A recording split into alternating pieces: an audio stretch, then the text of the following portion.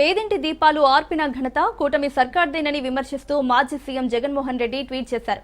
YCP పాలనలో 2019-24 మధ్య ప్రతి ఇంటికి డీబీటీ అనే ఇంధనం ద్వారా దేదీప్యమానంగా వెలిగిన 30 పథకాలను పేదలకు అందకుండా వారి జీవితాల్లో దీపాలను చంద్రబాబు కూటమి సర్కార్ ఆపేసిందని జగన్ విమర్శించారు. 18 నెలల కాలంలో ఏ ఒక్క పథకాన్ని పూర్తి స్థాయిలో అమలు చేయకుండా పేదల జీవితాల్లో అంధకారం నింపారని కూటమి ప్రభుత్వంపై జగన్ ఆరోపణలు గుప్పించారు. నిరుద్యోగుల భృతి ఏమైంది?